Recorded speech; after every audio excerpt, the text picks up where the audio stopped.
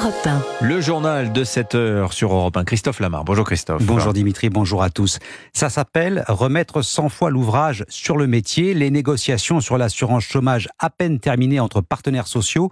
Voilà que le Premier ministre propose de tout remettre à plat. Sur TF1 hier soir, Gabriel Attal a présenté les arbitrages de l'exécutif pour combler le déficit des finances publiques. Pas de hausse d'impôts au programme pour les classes moyennes et les entreprises, c'est la ligne rouge.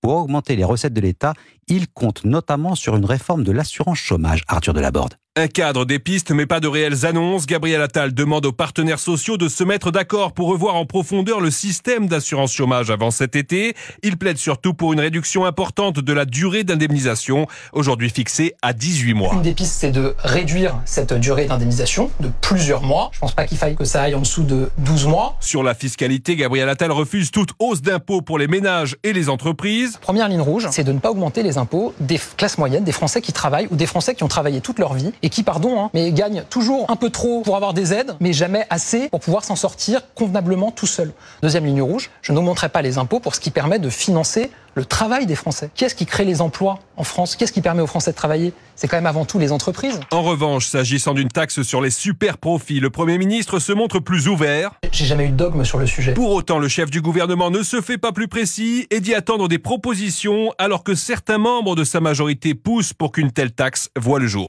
Arthur Delaborde du service politique d'Europe 1. À la une également ce matin, l'école. Le Premier ministre est venu au soutien du proviseur du lycée, Maurice Ravel, contraint de quitter ses fonctions. Le proviseur menacé plusieurs fois de mort après un différend avec une élève qui refusait de retirer son voile.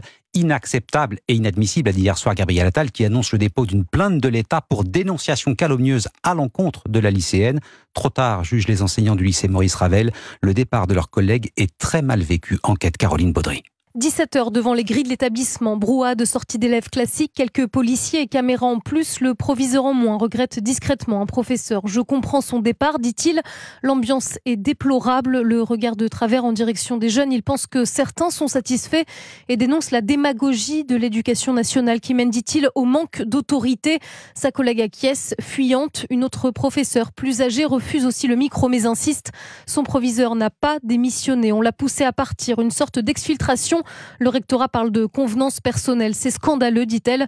18h30, les derniers élèves quittent le lycée. Le gardien des lieux ferme la grille et déclare ému. Il était le meilleur proviseur que je n'ai jamais connu. C'est lamentable, dit-il en balayant le trottoir du regard. Il surveille avec en tête l'affaire Samuel Paty, que les responsables des menaces morflent devant la justice, conclut-il. Eux qui ont mis en danger un homme qui, selon lui, n'aurait jamais fait de mal à une mouche. Enquête Caroline Baudry. Et c'est dans ce climat particulier qu'une trentaine d'établissements parisiens était la cible de menaces d'attentats. Europe 1 a pu se rendre au collège Madame de Staël dans le 15e arrondissement.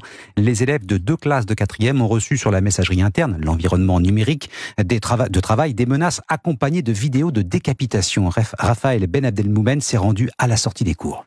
Les cris des élèves résonnent comme à l'accoutumée lorsque la sonnerie retentit, mais certains sortent l'air absent. Ils ont reçu la fameuse vidéo et l'ont visionnée comme Adam. Il y avait un canal Telegram qui montrait des gens se faisant décapiter. Et il y avait également un message qui disait « Nous devons exterminer tous les mécréants » et qui venait de la part de l'État islamique. J'ai eu peur au début. La peur et le choc, d'autant que la vidéo s'est rapidement diffusée entre les élèves.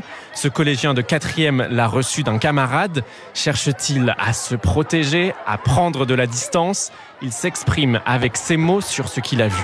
C'est des gens qui décapitent des personnes, des terroristes. Ils préviennent qu'ils vont faire du mal, attaquer des enfants et tuer des gens. C'était un peu choquant quand même, c'est une technique de lâche. Hippolyte, lui, s'inquiète surtout pour ses camarades les plus jeunes. C'est un peu choquant quand même de voir ça. Il y a surtout des personnes beaucoup plus jeunes que nous qui sont sur l'ENT et ça peut vraiment les choquer. Si les cours ont repris après l'intervention des démineurs, les images que certains ont vues ne s'effaceront pas de sitôt de leur mémoire. Un reportage devant les grilles du collège Madame de Staël dans le 15e arrondissement. Raphaël Ben Abdelmoumen. La France en vigilance attentat maximal après l'attaque de Moscou. Confirmation avec cette information Europe 1.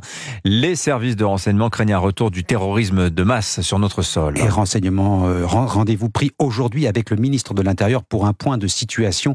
Le renseignement intérieur très inquiet à l'approche des Jeux Olympiques. Crainte numéro 1, un attentat de masse à l'arme de guerre ou à la voiture bélier pendant la cérémonie d'ouverture. C'est une autre information Europe 1, la DGSI recommande la mise en place d'un plan B pour le défilé des athlètes. Tous les détails dans le journal de 8h. Les Français bien conscients du risque qu'ils jugent eux aussi très élevé. Le risque d'un attentat dans les prochaines semaines ou les prochains mois fixé à 7 sur une échelle de 10. Résultat d'un sondage CSA pour Europe 1, CNews et le journal du dimanche. Allez, tout autre sujet. La salade en sachet fait le bonheur des gens pressés, sauf qu'elle est souvent bourrée de pesticides, révèlent 60 millions de consommateurs. Et c'est l'un des arguments de vente, c'est qu'elle est souvent déjà lavée, qu'importe selon le magazine. Il a analysé 26 références de salade, bio ou pas, toutes prêtes à consommer.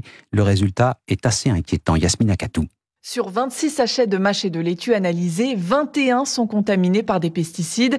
Certains sont suspectés d'être cancérogènes, toxiques pour la reproduction ou de provoquer des mutations génétiques. Encore plus inquiétant, jusqu'à 9 pesticides différents ont été retrouvés dans un seul sachet, alerte Patricia Chéropoulos, en charge de cette enquête pour 60 millions de consommateurs. On ne sait pas en fait ce que peut produire ce mélange.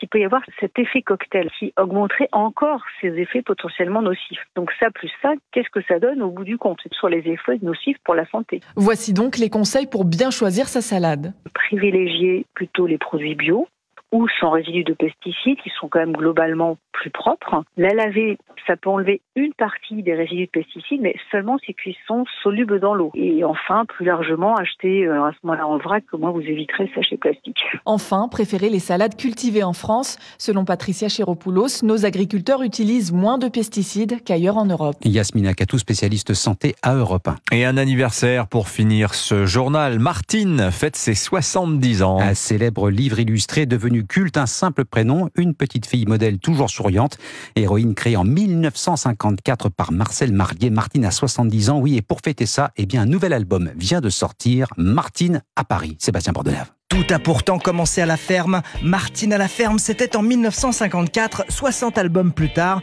Marcel Marlier, le dessinateur, va vendre 120 millions d'albums en français, plus 45 millions en langues étrangères. Artisan méticuleux et enthousiaste, quand Marcel Marlier dessine Martine Petit Rat de l'Opéra, il va observer et faire des croquis pendant un mois des vrais ballets de Maurice Béjart. Et puis, autre anecdote, cette fois racontée par son fils François. Papa était en plein dans son album. Il était 11h du soir. Ouais, Marcel, tu sais pas quoi, Michael Jackson t'a téléphoné, il veut te voir, il m'a pas dit c'est qui Michael Jackson?